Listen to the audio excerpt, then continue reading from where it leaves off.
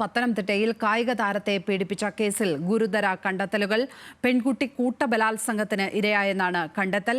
കേസിൽ 3 FIR കൂടി register ചെയ്തു. ഇതോടെ കേസുകളുടെ എണ്ണം 5ആയി. കേസിൽ ഇതുവരെ 15 പേർ കസ്റ്റഡിയിൽ ആയിട്ടുണ്ട്. കൂടുതൽ അറസ്റ്റ് ഇന്നുണ്ടാകും. പ്രതികളുടെ വിവരങ്ങൾ പെൺകുട്ടി ഡയറിയിൽ എഴുതി വെച്ചിരുന്നു.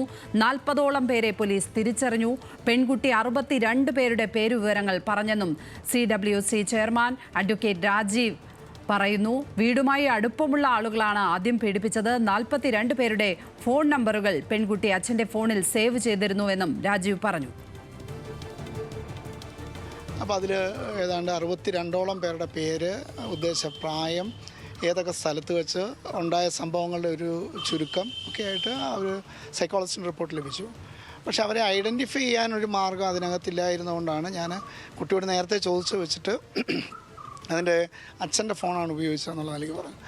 അപ്പോൾ അച്ഛൻ്റെ ഫോണുമായിട്ട് എത്താൻ അമ്മയോട് ആവശ്യപ്പെട്ട് അങ്ങനെ ആ ഫോണിൽ സേവ് ചെയ്തിരുന്ന ഈ ആരോപണ വിധേയരായിട്ടുള്ള ആളുകളുടെ നമ്പറുകൾ കുട്ടി ഐഡൻറ്റിഫൈ ചെയ്ത് സൈക്കോളജിസ്റ്റിന് കൊടുത്ത അടിസ്ഥാനത്തിൽ ഒരു 40ഓളം പേരുടെ പേരും ഫോൺ നമ്പറും അടക്കമുള്ള അഡീഷണൽ റിപ്പോർട്ടോട് കൂടി നമുക്ക് ലഭിക്കുകയും ആ 2 റിപ്പോർട്ടും ഇത്ര വ്യാപകമായിട്ടുള്ളൊരു വിഷയം പലയിടത്തായിട്ട് ജില്ലയുടെ പല ഭാഗത്തുണ്ടായത് എന്നുള്ള നിലയ്ക്ക് വെച്ചിട്ട് ഞങ്ങൾ അതിൻ്റെ ഒരു മോണിറ്ററിങ്ങിനായിട്ട് SP-ക്ക് തന്നെ കൊടുക്കുകയായിരുന്നു. എന്തായാലും കൂടുതൽ പേരുടെ അറസ്റ്റ് ഉണ്ടാകുന്ന മുറയ്ക്കാണ് ഏതൊക്കെ പ്രദേശത്തേക്ക് ഇത് വ്യാപിക്കും എന്നുള്ള നിലയ്ക്ക് അറിയാൻ കഴിയുക. കാരണം ഇതെല്ലാം തമ്മിൽ ഉള്ള ബന്ധം കാരണമാണ് ഈ കുട്ടിയുടെ ഡീറ്റെയിൽസ് മറ്റു പലരിലേക്ക് പോയിരിക്കുന്നത്. അപ്പോൾ അതുകൊണ്ട് തന്നെ ഒരാളിൽ നിന്ന് മറ്റൊരാളിലേക്ക് പോകുമ്പോൾ അത് അവർ തമ്മിലൊരു കണക്ഷനുണ്ട്. ഇപ്പോൾ ഒരു ITIയിൽ പഠിക്കുന്ന കുട്ടികളുടെ ഒരു ബാച്ചാണ് ഇതിൽ ഉൾപ്പെട്ട് വന്നിരിക്കുന്നത്. ഒരു 8-10ഓളം പേരുടെ ആ ഫോൺ നമ്പർ ഐഡൻറ്റിഫൈ ചെയ്തിരിക്കുന്നതിനകത്തെല്ലാം അവരുടെ പേരിനോട് ചേർത്ത് ITI ചേർത്താണ് സേവ് ചെയ്തിരിക്കുന്നത്. കൂടുതൽ വിവരങ്ങളുമായി പത്തനംതിട്ടയിൽ നിന്നും ശ്രീരാജ് ചേരുകയാണ്. ശ്രീരാജ്, ഈ ലൈംഗിക അതിക്രമവുമായി ബന്ധപ്പെട്ട് ഇപ്പോൾ പുറത്തേക്ക് വരുന്ന വിവരങ്ങൾ എന്തൊക്കെയാണ്? ആകെ 62ഓളം പേർ പീഡിപ്പിച്ചു എന്നുള്ളതാണ് പെൺകുട്ടി തുറന്നു പറഞ്ഞിരിക്കുന്ന കാര്യം. അവരെ എല്ലാവരെയും ഐഡൻറ്റിഫൈ ചെയ്യാൻ പോലീസിന് കഴിഞ്ഞിട്ടുണ്ടോ? വിവരങ്ങൾ എന്തൊക്കെയാണ്? ലക്ഷ്മി, ഏറ്റവും ഒടുവിലായി നമുക്ക് മനസ്സിലാക്കാൻ സാധിക്കുന്നത് ഈ പെൺകുട്ടി മൊഴി നൽകിയ 62ഓളം പേരിൽ 40ഓളം പേരെ പോലീസിന് തിരിച്ചറിയാൻ കഴിഞ്ഞിട്ടുണ്ട്. ഇതിൽ മറ്റൊരു പ്രധാനപ്പെട്ട കാര്യം, ഇന്നലെ നമ്മൾ 5 പേര് അറസ്റ്റിലായി എന്ന വാർത്ത നൽകിയിരുന്നു. ഈ 5 പേരെ അറസ്റ്റ് ചെയ്തത് പെൺകുട്ടിയെ കൂട്ടബലാത്സംഗത്തിന് ഇരയാക്കിയതിനാണ് എന്ന വാർത്തയാണ് ഇപ്പോൾ ഏറ്റവും പുതിയതായി പുറത്തു വരുന്നത്. അതായത് പെൺകുട്ടി ഈ 5 പേർ അറസ്റ്റ് ചെയ്ത പ്രക്കാനം സ്വദേശികളായ 5 യുവാക്കളാൽ കൂട്ടബലാത്സംഗത്തിന് ഇരയായിരിക്കുന്നു എന്ന വാർത്തയാണ് ഏറ്റവും ഒടുവിലായി പുറത്തു വരുന്നത്. അതുപോലെ തന്നെ അച്ഛൻ്റെ സുഹൃത്തുക്കളും പെൺകുട്ടിയെ ലൈംഗികമായി ചൂഷണം ചെയ്തു എന്ന വാർത്തയും പുറത്തു വരുന്നുണ്ട്. നിലവിൽ 10 പേർ കൂടി പോലീസിന്റെ കസ്റ്റഡിയിലുണ്ട്. പോലീസിന്റെ കസ്റ്റഡിയിലുള്ള ഈ 10 പേരുടെയും അറസ്റ്റ് ഉടൻ തന്നെ രേഖപ്പെടുത്തുമെന്നാണ് നമുക്ക് മനസ്സിലാക്കാൻ സാധിക്കുന്നത്. അത് ഇന്നലെ 5 പേരെ പോലീസ് പിടികൂടിയിരുന്നു. ആ 5 പേർക്ക് പുറമെയാണ് ഇന്ന് 10 പേരെ കൂടി പോലീസ് അറസ്റ്റ് ചെയ്തിരിക്കുന്നത്, പോലീസ് കസ്റ്റഡിയിൽ എടുത്തിരിക്കുന്നത്. മുഴുവൻ ഇപ്പോൾ 15 പേർ പോലീസ് പിടികൂടിയിട്ടുണ്ട് നിലവിൽ ഈ കേസിൽ ജില്ലയുടെ വിവിധ ഭാഗങ്ങളിൽ നിന്നായി. അതുപോലെ തന്നെ ഒരാൾ ഈ പെൺകുട്ടിയെ പീഡിപ്പിച്ച സുധി എന്നയാൾ നിലവിൽ പോലീസിന്റെ മറ്റൊരു പോക്സോ കേസിൽ റിമാൻഡിൽ കഴിയുന്ന പ്രതിയാണ്. ഇയാൾ കൂടി ചേർത്ത് 16 പേരാണ് നിലവിൽ പോലീസ് അറസ്റ്റ് ചെയ്തിട്ടുള്ള. 6 പേർ പോലീസ് അറസ്റ്റ് ചെയ്തു. അതുപോലെ തന്നെ 10 പേർ നിലവിൽ പോലീസിന്റെ കസ്റ്റഡിയിലുമുണ്ട്. അങ്ങനെയാണ് നിലവിലുള്ള ഏറ്റവും ഒടുവിലത്തെ വിവരം. നിലവിൽ പെൺകുട്ടി കൂട്ടബലാത്സംഗത്തിന് ഇരയായിട്ടുണ്ട് എന്ന വാർത്തയാണ് ഏറ്റവും ഒടുവിലായി പുറത്തു വരുന്നത്. അതുപോലെ തന്നെ പെൺകുട്ടി നേരത്തെ മൊഴി നൽകിയതുപോലെ 2.5 വർഷക്കാലം തുടർച്ചയായി പെൺകുട്ടിയെ ലൈംഗിക പീഡനത്തിന് ഇരയാക്കിയെന്ന വാർത്തയാണ് നമുക്ക് മനസ്സിലാക്കാൻ സാധിക്കുന്നത്. പെൺകുട്ടിയെ നിരന്തരമായ ലൈംഗിക പീഡനത്തിന് ഇരയാക്കി കഴിഞ്ഞ 2.5 വർഷക്കാലമായി. അതിൽ തുടർന്ന് 60ഓളം പേരുടെ പേര് പെൺകുട്ടി നിലവിൽ CWCക്ക് മൊഴിയായി നൽകിയിട്ടുണ്ട്. CWCക്ക് മൊഴി നൽകിയ ഈ 62ഓളം പേരിൽ 40ഓളം പേരെ പോലീസിന് നിലവിൽ തിരിച്ചറിയാൻ സാധിച്ചിട്ടുണ്ട്. ഇവരെ ജില്ലയുടെ വിവിധ ഭാഗങ്ങളിൽ നിന്നും നിലവിൽ പോലീസ് കസ്റ്റഡിയിലെടുക്കുമെന്ന് തന്നെയാണ് നമുക്ക് മനസ്സിലാക്കാൻ സാധിക്കുന്നത്. പത്തനംതിട്ട പോലീസ് സ്റ്റേഷനുകളിലായി 5 കേസുകൾ നിലവിൽ രജിസ്റ്റർ ചെയ്തിട്ടുണ്ട്. ഇന്നലെ രാത്രിയോടെ തന്നെ 11th സ്റ്റേഷനിലും പത്തനംതിട്ട സ്റ്റേഷനിലും 2 കേസുകൾ രജിസ്റ്റർ ചെയ്തിരുന്നു. പോലീസ് അതിവേഗം തന്നെയാണ് ഈ കേസിൽ പോലീസ് അന്വേഷണം നടത്തുന്നത്. വളരെ പ്രധാനപ്പെട്ട കണ്ടെത്തലുകളെല്ലാം തന്നെ പോലീസ് ഏറ്റവും വേഗം കണ്ടെത്തുന്നു എന്ന് തന്നെയാണ് നമുക്ക് ഈ ഘട്ടത്തിൽ മനസ്സിലാക്കാൻ സാധിക്കുന്നത്. ഈ 5 പേരെ അറസ്റ്റ് ചെയ്തതും കൂട്ടബലാത്സംഗത്തിന് ഇരയാക്കിയെന്ന കാരണത്തെ തുടർന്നാണ് ഈ 5 പേരെയും പോലീസ് അറസ്റ്റ് ചെയ്തിട്ടുള്ളത്.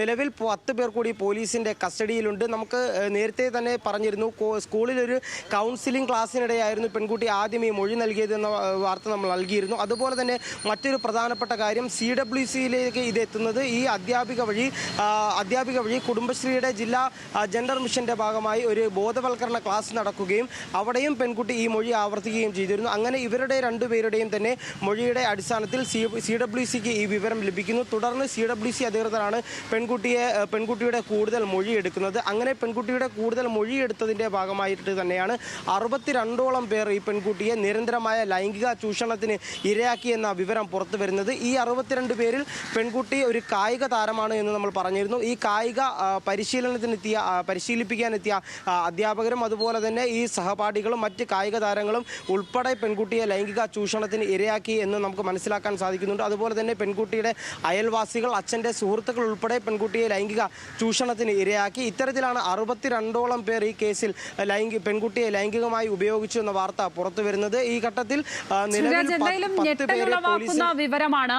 ഇത്രയധികം ആളുകൾ ഒരു കുട്ടിയെ ലൈംഗിക അതിക്രമത്തിന് ഇരയാക്കുന്നു.